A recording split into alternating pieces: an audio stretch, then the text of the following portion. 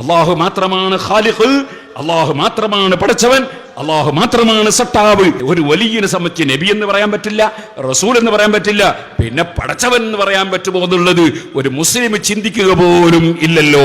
സുബ്ഹാനല്ലാഹ്. അവരെന്തും പറയും, ഇന്നത് എന്നില്ല. ഈ അടുത്ത് ഞാനൊരു പാട്ട് കേട്ടു 2-3 ദിവസം മുമ്പ്. അതിൽ പറയുന്നത് മടവൂരാരാ പടച്ചവനാ, ഞങ്ങളെ പടച്ചവൻ മടവൂരാ, ഇങ്ങനെ പറയുന്നതാണ് കേട്ടത്. ഒരാൾ അള്ളാഹുവിന്റെ സൃഷ്ടികളിൽ ഏത് സൃഷ്ടി ഖാലിഖാണെന്നോ അല്ലെങ്കിൽ അള്ളാഹുവാണെന്നോ ദൈവമാണെന്നോ വിശ്വസിക്കുമ്പോൾ തന്നെ അവൻ ഇസ്ലാമിന്റെ പടിക്ക് പുറത്താണ്. എന്ന് മാത്രം അല്ല, ഇസ്ലാമിന്റെ പടിക്ക് പുറത്താണ് എന്ന് പറഞ്ഞാൽ പിന്നെ അവന്റെ ഭാര്യ അവന് ഹലാലല്ല, അവന്റെ മക്കളുടെ വിവാഹം അവന് പറ്റൂല, അവന് ചെയ്തു കൊടുക്കാൻ പറ്റില്ല. ഇസ്ലാം എന്ന് പുറത്തു പോയാൽ പിന്നെ അവന് ഇസ്ലാമിന്റെ ഒരു സംഗതിയുമില്ല. ഇസ്ലാമിന്റെ മൈതാനിയിൽ അവനെ മറവ് ചെയ്യാൻ പറ്റൂല, ഇസ്ലാമിന്റെ ഖബർസ്ഥാനിൽ മറവ് ചെയ്യാൻ പറ്റൂല, അതുപോലെ അവന് മയ്യിത്ത് നിസ്കരിക്കാൻ പറ്റില്ല. ഇസ്ലാമിന്റെ ഒരു സംഗതിയും പറ്റൂല ഇസ്ലാം എന്ന് പുറത്തു പോയ ഒരാളായി പോയാൽ. അതുകൊണ്ട് ഒരാളെ വിശ്വാസത്തിലും തകരാറ് സംഭവിക്കാൻ പാടില്ല.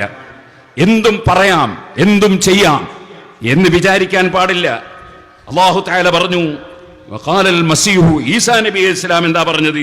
യാ ബനി ഇസ്രായീൽ, ഓ ഇസ്രായേൽ സന്തതികളെ, ഉഅ്ബുദുല്ലാഹ്, നിങ്ങൾ അല്ലാഹുവിനെ ആരാധിക്കണം. റബ്ബീ വറബ്ബക്കും, നിങ്ങളെ സൃഷ്ടിച്ചു പോറ്റി വളർത്തുന്ന പടച്ചവൻ, എന്നെയും സൃഷ്ടിച്ചു പോറ്റി വളർത്തുന്ന പടച്ചവൻ, അവനാണ് അല്ലാഹ്, അവനെ നിങ്ങൾ ആരാധിക്കണം.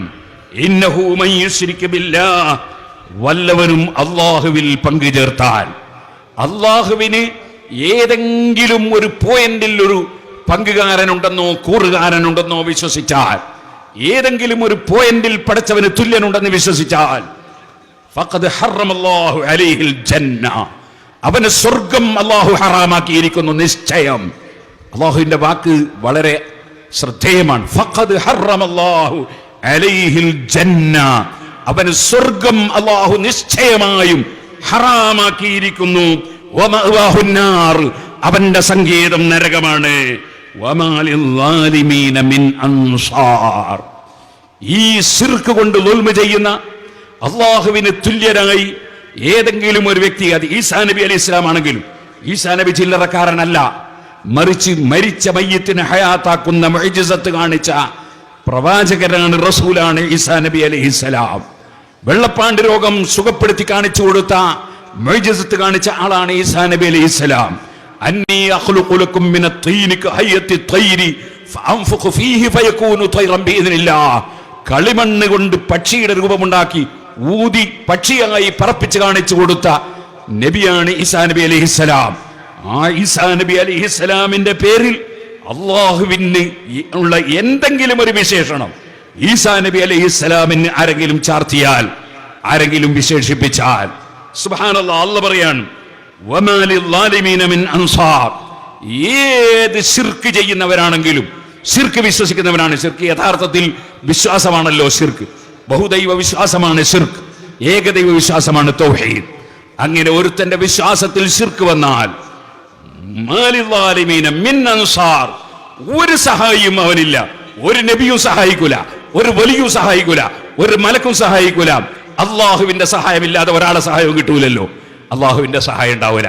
അതുകൊണ്ട് ആരും അതിര് കവിയാൻ പാടില്ല. സംസാരിക്കുമ്പോഴും അതുപോലെ പ്രവർത്തിക്കുമ്പോഴും അതുപോലെ ഏത് വിഷയം കൈകാര്യം ചെയ്യുമ്പോഴും ആരും അതിര് കവിയാൻ പാടില്ല. ഏത് അത്ഭുതം കണ്ടാലും അതേ പടച്ചവനാണ് എന്ന് പറയാനോ പടച്ചവനാണെന്ന് തോന്നുന്നു എന്ന് പറയാനോ പാടില്ല. വളരെ ശ്രദ്ധിക്കണം, ഈമാൻ ശ്രദ്ധിക്കണം, ഈമാനിന് കേടുവരാൻ പാടില്ല. ഒരു റസൂലാകാത്ത വ്യക്തി റസൂലാണെന്ന് പറയാൻ പറ്റില്ല, നബിയാണെന്ന് പറയാൻ പറ്റില്ല, പിന്നെയല്ലേ പടച്ചവനാണ് എന്ന് പറയൽ. സുഹൃത്തുക്കളെ, ഒരു വലിയനെ സംബന്ധിച്ച് സിദ്ദീഖുൽ അക്ബർ റളിയല്ലാഹു അൻഹു റസൂലാണെന്ന് പറഞ്ഞാൽ അവൻ മുസ്ലിം ആകുമോ? അതിനേക്കാൾ വലിയൊരു ഖുതുബുണ്ടോ? അതിനേക്കാൾ വലിയൊരു വലിയുണ്ടോ? അതിനേക്കാൾ വലിയൊരു മഹാൻ അമ്പിയാക്കൾ കഴിച്ചാൽ വേറെയുണ്ടോ? പക്ഷേ ഓരോരുത്തർക്കും അർഹമായ സ്ഥാനം മാത്രമേ കൊടുക്കാൻ പറ്റുള്ളൂ. അപ്പുറവും ഇപ്പുറവും ആകാൻ പാടില്ല. അർഹമായത് വകവെച്ച് കൊടുക്കുകയും വേണം. ശേഷം റബ്ബ് പറഞ്ഞു, ലഖദ് കഫറ അല്ലദീന ഖാലൂ ഇന്നല്ലാഹ സാലിസു സലാസ.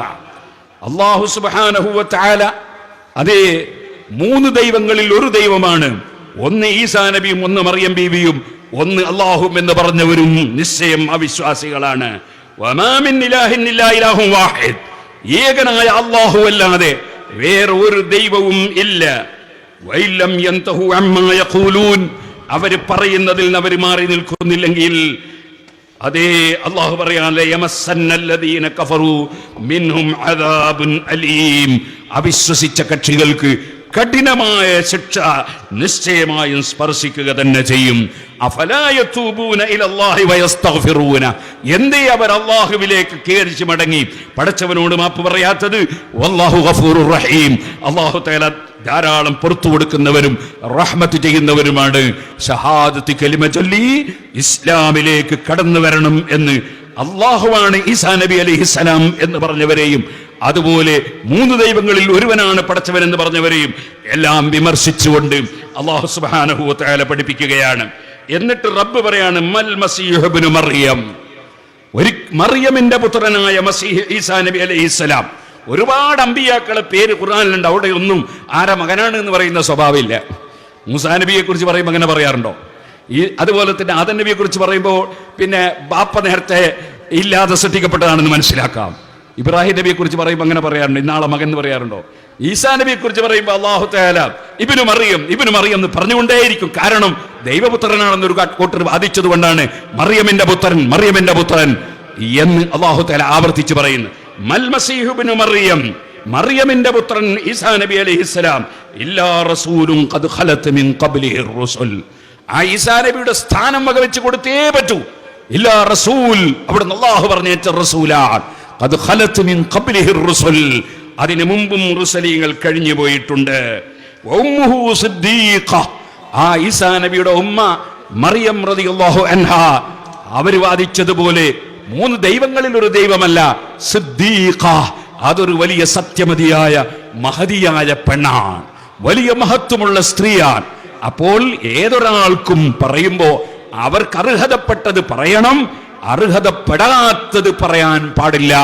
അത് നബിയായാലും റസൂലായാലും വലിയായാലും എല്ലാവർക്കും ഇതൊരുപോലെ ബാധകമാണ്.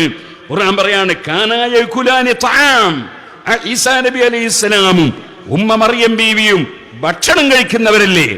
അവർ ഭക്ഷണം കഴിക്കുന്നില്ലേ? പിന്നെ എങ്ങനെ പടച്ചോനാന്ന് തോന്നലുണ്ടാവോ? ഭക്ഷണം കഴിക്കുന്ന ആള് പടച്ചോനാവോ? കാനായ യകുലാനി തആം, അവർ രണ്ടാളും ഭക്ഷണം കഴിക്കുന്നവരായിരുന്നു. ഉന്നുർ, നിങ്ങൾ ചിന്തിച്ചു നോക്കൂ, എങ്ങനെയാണ് നമ്മൾ തെളിവുകൾ അവർക്ക് വിവരിച്ചു കൊടുക്കുന്നത്. വീണ്ടും ചിന്തിച്ചു നോക്കൂ, അന്നായൂഫകൂൻ, എങ്ങനെ ഇവർ സത്യത്തിൽ നിന്ന് തിരിക്കപ്പെട്ടു പോകുന്നത്? എന്തേ ഇവർക്ക് സത്യം മനസ്സിലാക്കാൻ കഴിയാതെ പോകുന്നത്? അള്ളാഹുവിനെ സംബന്ധിച്ചു അള്ളാഹുവിന് അർഹതപ്പെട്ട സ്ഥാനം അത് വകവെച്ച് കൊടുത്തേ പറ്റൂ. അള്ളാഹു മാത്രമാണ് ഖാലിഖ്, അള്ളാഹു മാത്രമാണ് പടച്ചവൻ, അള്ളാഹു മാത്രമാണ് സട്ടാവ്.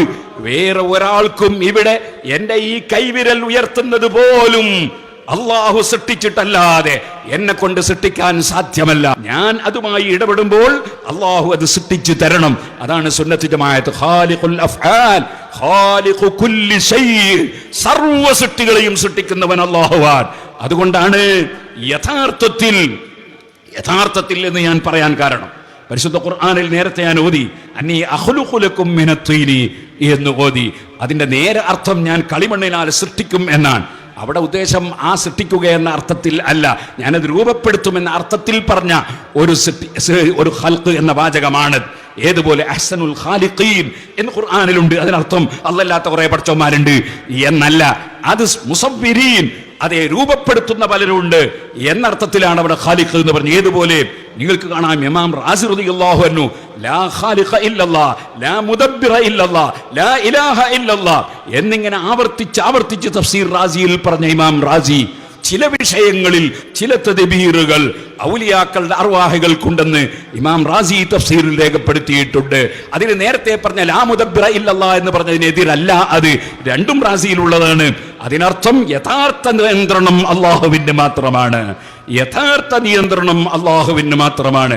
അള്ളാഹുവിന്റെ നിയന്ത്രണത്തിന് വിധേയമായി സ്റ്റേജ് നിയന്ത്രിക്കുന്നവർ ഉണ്ട്, വണ്ടി നിയന്ത്രിക്കുന്നവർ ഉണ്ട്, അതുപോലെ പലതും നിയന്ത്രിക്കുന്ന മലക്കുകൾ ഉണ്ട്, ഔലിയാക്കൾ ഉണ്ട്, സാലിഹീങ്ങൾ ഉണ്ട്. യഥാർത്ഥ നിയന്ത്രണം ലാ മുദബ്ബിറ ഇല്ലല്ലാഹ്, അള്ളാഹുവിനല്ലാതെ യഥാർത്ഥ നിയന്ത്രിക്കുന്നവൻ വേറെ ഇല്ല. അതാണ് യുദബ്ബിറുൽ അംർ എന്ന് പരിശുദ്ധ ഖുർആൻ അള്ളാഹുവിനെ സംബന്ധിച്ച് പറഞ്ഞത്. ആകയാൽ ഞാൻ പറഞ്ഞു വന്നത്, അള്ളാഹുവിന് അർഹതപ്പെട്ട സ്ഥാനം വകവെച്ചു കൊടുക്കാതെ ഒരിക്കലും ഒരാൾ മുസ്ലിം ആവില്ല. അള്ളാഹുവിന് അവകാശപ്പെട്ടത് അങ്ങനെ തന്നെ വകവെച്ചു കൊടുക്കണം. അതേ സമയത്ത് എത്ര വലിയ മഹാനാണെങ്കിലും ആ മഹാനെ അതിര് കവിഞ്ഞ് അതേ പറഞ്ഞിട്ട് ഒരു വലിയനെ സംബന്ധിച്ച് നബി എന്ന് പറയാൻ പറ്റില്ല, റസൂൽ എന്ന് പറയാൻ പറ്റില്ല, പിന്നെ പടച്ചവൻ എന്ന് പറയാൻ പറ്റുമോ എന്നുള്ളത് ഒരു മുസ്ലിം ചിന്തിക്കുക പോലും ഇല്ലല്ലോ. അതുകൊണ്ട് എന്തും പറയുകയും എന്തും സംസാരിക്കുകയും എന്തും ചെയ്യുകയും ചെയ്യുന്ന ഒരു സ്വഭാവത്തിലേക്ക് നമ്മൾ അധപ്പതിച്ചു പോകാൻ പാടില്ല.